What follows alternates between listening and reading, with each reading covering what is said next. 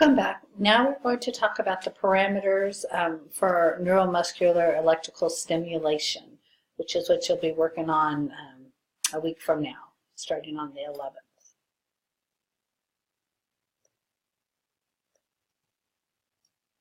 So electrode placement is important when we're talking about NMES. You're going to want to put one electrode over the motor point for the muscle. It usually is at the middle of the muscle belly, and we talked about this. You guys will play around with this. You can look at the motor point charts that they figured out where most people where that motor point is, but it's going to be a little bit different on everybody, so we'll let you play around with that a little bit. The other electrode is going to go over the muscle to be stimulated, so both electrodes are parallel to the muscle fibers. And you really want this to be at least 2 inches apart. The farther apart you put those electrodes, the deeper the electricity is going to go, and the more fibers you're going to recruit and the more muscle contraction you're going to get. But you need at least 2 inches apart in order to get a good muscle contraction. For pain control, which we will be talking about 2 weeks from then, that's where you're going to be using more interferential and TENS unit. You can use 1 to 2 channels, up to 2 to 4 electrodes.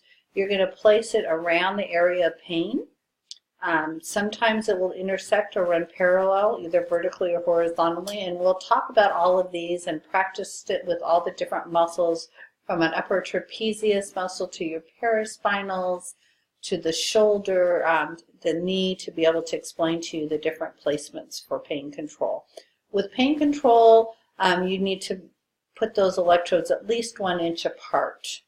Okay, because remember, with pain control, we're looking more for a sensory effect, so we aren't trying to get a muscle contraction. We want it to be in that submotor sensory, like a comfortable tingle response.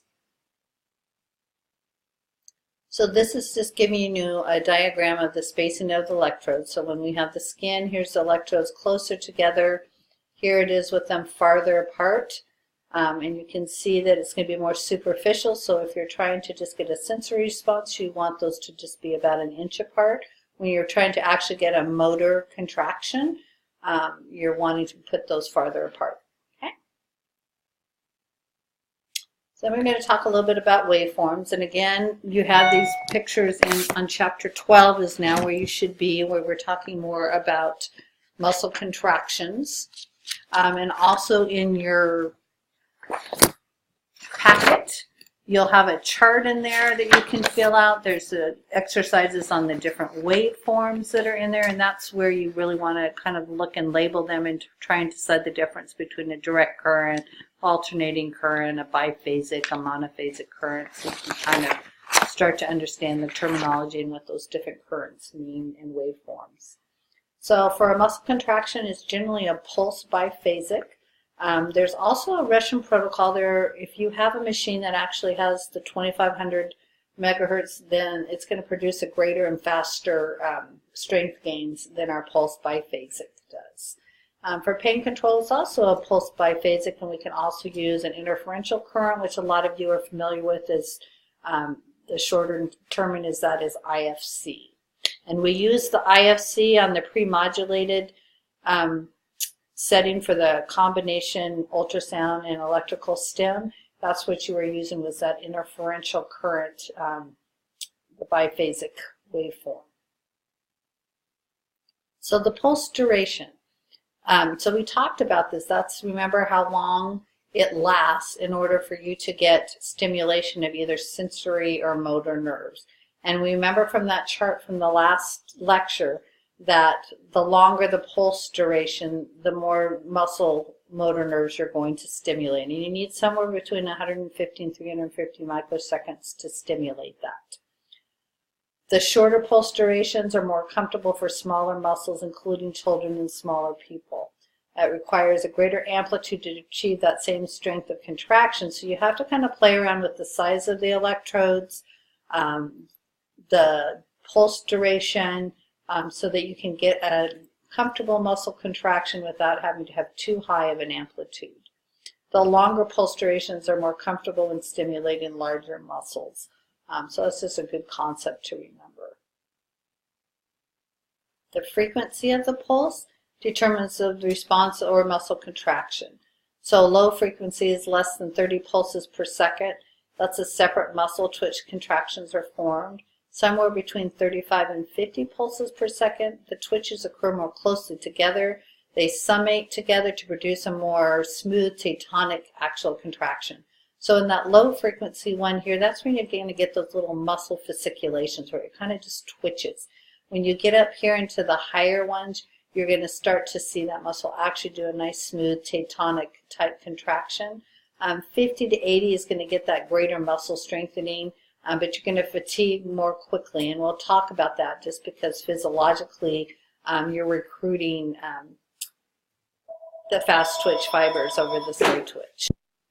Then with pain control, you have what we call high rate TENS or conventional TENS or sensory TENS. You'll get all of those different terminologies for it, where the pulse frequency is somewhere between 100 and 150 pulses per second.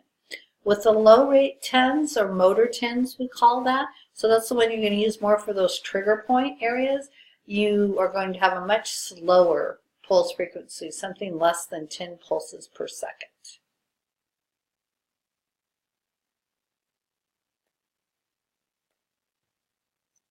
So this is a good picture of muscle tension and what's happening. Here we have the milliseconds, and this is the muscle tension, and it's showing you the different pulses per second. So we have the 30, the 50, and 70 here. This is the stimulus frequency and the type of the muscle contraction produced.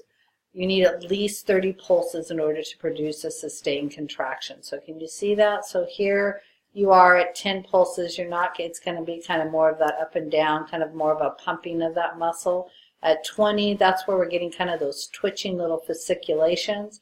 At 30, you can see it's starting to get a little bit smoother, and then you get a little more muscle tension, and at 70, you really, and that's where we kind of talked about the strength effects when you can get it up somewhere between greater than 50 and somewhere between 50 and 80 pulses per second. So this is a good graph to kind of show you what you need in order to get that muscle contraction. On-off time is important, so this is what allows the muscle to contract and relax during treatment. It limits your fatigue. When you're strengthening, you want your on time to be somewhere between 6 and 10 seconds. Your off time is going to be somewhere between 50 and 120 seconds. So initially, we want that 1:5 ratio. Subsequent treatments, as they start to get stronger and they get less fatigue, then you can start narrowing that to a 1:4 or 1:3. So for example, let's say on your first one, you have that patient hold a contraction for 10 seconds. And if you're doing the 1:5 ratio, then that means that they're going to rest for 50 seconds. So for a full minute, you have a 10-second contraction and a 50-second rest. So then as they get farther along, let's say you're going to have them hold it for 10 seconds, but now they're only going to rest for 40 seconds. And then when you get to the 1:3, when you're getting ready for them to not even need this machine anymore, that's when you're doing the 10-second hold and about a 30-second rest. With pain control, you're delivering the stimulation continuously. There's no on-off cycle with that. And we'll talk about that more when we start talking about TENS units. To decrease muscle spasm and to pump out edema, that's going to be a more 1-to-1 with an on-off time between 2 to 5 seconds. So that's basically thinking about contracting that muscle, relaxing that muscle, contracting that muscle, relaxing it, so that you're getting more of a pumping sensation to kind of help, like you would a muscle when it contracts, relaxes. That helps with that lymphatic flow, gets everything moving, and gets that edema out of there, which also helps with that reduction of muscle spasms. A ramp time is what allows for a gradual increase and decrease of that force rather than a sudden change when switching between on-off times. So you can think about this just like when we were talking about the rebound with soft tissue mobilization, when we get into traction. You've got to remember that when we do things, we're going to go in slowly and we're going to release slowly so that we don't create muscle spasms or what we call a rebound effect. So you're going to do the same thing with your electrical stimulation. You give it a little bit of a ramp up and a ramp down time in order for them to get used to that stimulation.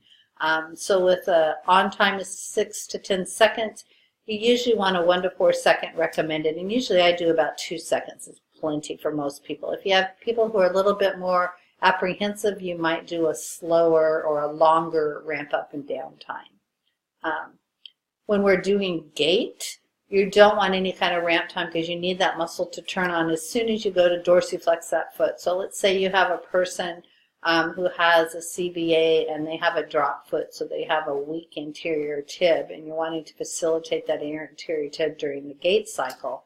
So you put that stimulation on the patient, and you want it to turn on when they at the right moment during the gait cycle. So you don't want to ramp up or ramp down time because you need it to respond like it would in a gait situation.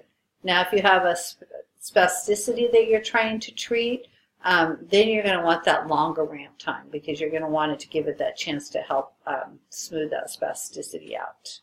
And I think you guys have some scenarios where you'll get to try and play around with this a little bit. The amplitude of the current is adjusted according to the strength of the contraction desired. So strengthened muscles in people without an injury, you want that contraction to be at least 50% of their maximum volitional contraction. Sorry about that. Again, so just to reiterate, to strengthen muscles in people without injury, contraction, you want it to be at least 50% of a person's maximum voluntary isometric contraction. If they're recovering from injury or surgery, that contraction of greater than or equal to 10% of that maximum voluntary isometric contraction of an injured limb. So let's say you have them do an isometric quad set on their left leg, and you're treating their right side from an injury or surgery. So you can kind of see what their strongest one is, and then you're going to let them say, okay, I want you to give me somewhere between 10 and 50%, and then as that injury starts to heal, you're wanting to get them more up to this 50% at least in order to get some type of strengthening component after you've worked on the re-education. So with motor re-education, then you can see you're going to use that lowest current amplitude to produce the desired functional motion. So we try and get a contraction from that muscle without it causing them a lot of pain. So we're not going to get that 100% maximal voluntary isometric contraction in the beginning. If our goal is to decrease muscle spasm, we just want a visible contraction. And remember, that's going to be more that one-to-one where they're just pumping on and off for somewhere between 2 to 5 seconds. We'll come back to pain control where you're just wanting that gentle sensation of tingling vibration. You only want that visible contraction when you're doing the low rate.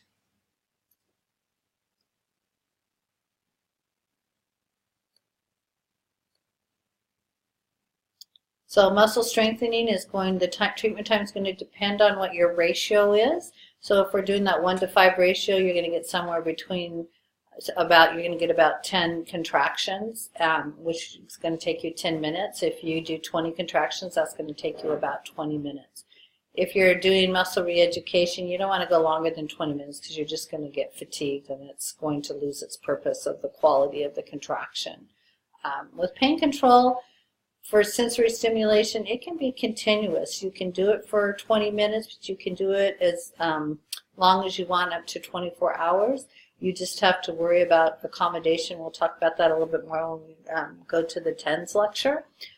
Again, if we're going to do the low rate for pain control, for motor contraction, where you're actually getting a visible contraction, that's a 20 to 30 minute treatment time.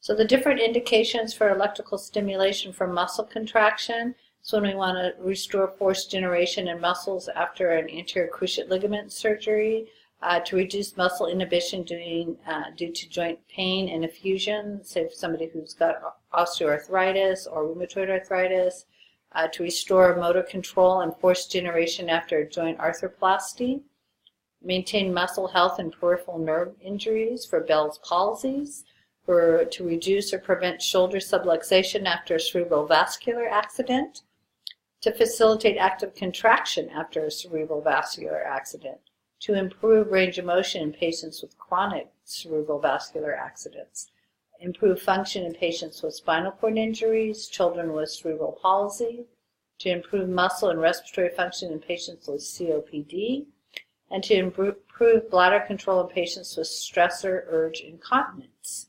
So you can see we have lots of different things we can use electrical stimulation for effectively. So we have some contraindications for muscle contraction. Somewhere where active motion is contraindicated, so we want to think about that when we're talking about the phases of tissue healing. Remember, in the acute inflammatory phase, we do not want active motion, so you would not be using muscle contraction electrical stimulation in those first couple of days over other implanted stimulators, over superficial metal implants, where there's active bleeding, where there's malignancies, the patient's disoriented, their mentation is off a little bit, and during pregnancy. Precautions over aesthetic skin, so after a post-op, a lot of times your sensation is off a little bit, so you have to really be cautious with that with the patients. So you're really going to make sure that first time that you look at their skin afterwards to make sure they tolerated it. Open wounds, extreme edema like pitting edema, heavy scarring or thick adipose tissue where you just would have to turn it up way too high and you might cause some burns in order to get the effect of what you're looking for. Over the laryngeal and pharyngeal muscles, you definitely don't want to do it over the carotid sinus. Somebody who has chronic use of corticosteroids. I'm going to have you think about that one and let me know why you think that's a precaution, why we would want to be concerned about someone who uses corticosteroids on a chronic basis, why that might be a precaution for muscle contraction with electrical stimulation. And the amplitudes that the patients find uncomfortable. So you're trying to get that muscle contraction and it's just not tolerable for them.